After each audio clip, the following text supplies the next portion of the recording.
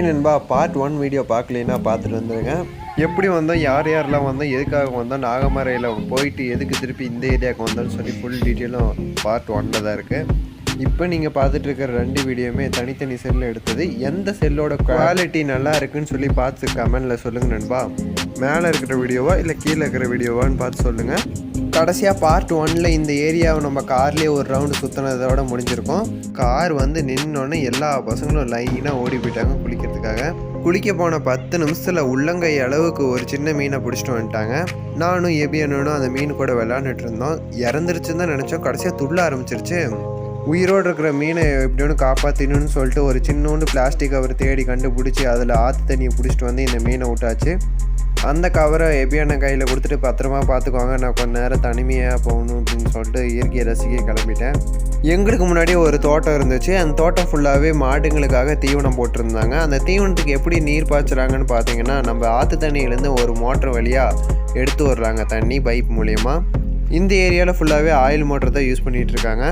இப்போ நான் இருக்கிற இடத்துக்கும் காருக்கும் ஒரு 200-300 மீட்டர் தூரம் இருக்கும். ஈவினிங் ஆவ அப்படியே இந்த ஏரியாவில் காற்று அதிகமாக வருது, நல்லாவே தெரியுது. அந்த காற்று அதிகமாகிறதுனால இந்த நாகமர ஆற்றுல நீர் அலைகள் எல்லாமே கொஞ்சம் ஜாஸ்தியாக தான் இருக்குது. நம்ம பசங்கள்லாம் அங்கே குளிச்சிட்டு இருக்காங்க. அட சன்செட் எவ்வளோ அழகாக இருக்குது.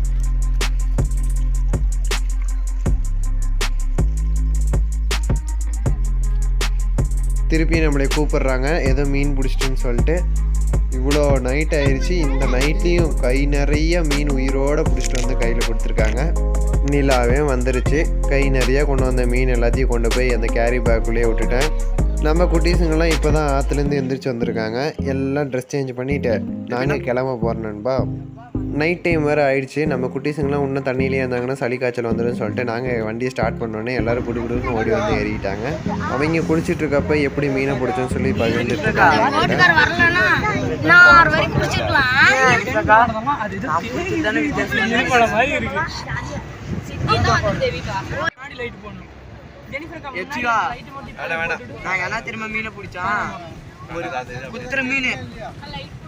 எப்படியெல்லாம் மீன் பிடிச்சோன்னு சொல்லிட்டு இருக்காங்க எல்லாரும்.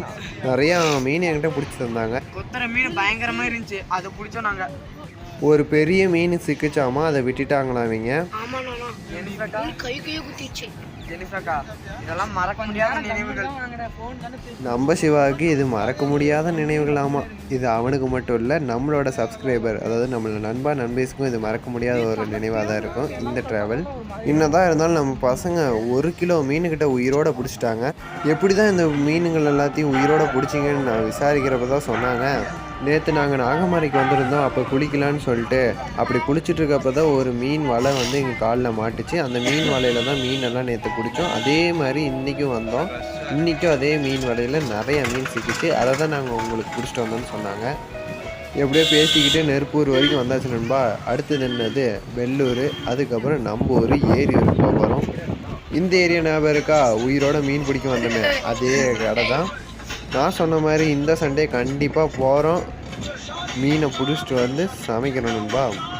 நான் கூட குட்டீஸுங்கெல்லாம் கையிலேயே மீனை பிடிச்சாங்களோன்னு நினச்சேன். கடைசியாக தான் தெரியுது அடுத்து இங்கே போட்டிருந்த வலையில், அதாவது மீனவர்கள் போட்ட வலையில் தான் எங்கள் மீனெல்லாம் பிடிச்சிருக்காங்க. நாகமர ஆற்றுலேயே ஒரு 4 மணி நேரம் செலவழிச்சிட்டோம். அதனால் நைட்டே ஆயிடுச்சு நம்ம வரதுக்கு. இப்போ தான் வெள்ளூரே வந்து சேர்ந்துருக்குறோம். இனிமேல் டைரெக்டாக நம்ம ஊருக்கு போயிட்டு வீட்டுக்கு போய் சேர வேண்டியது நண்பா. இவங்க மீன் பிடிச்சிட்டு வந்து தரதெல்லாம் ஷார்ட்ஸில் போடலான்ட்டு இருக்கிறேன். நம்மளோட குட்டீஸுங்களாம் ஆசாசையாக உயிரோட மீனை பிடிச்சிட்டு வந்து என் கையில் தந்தாங்க.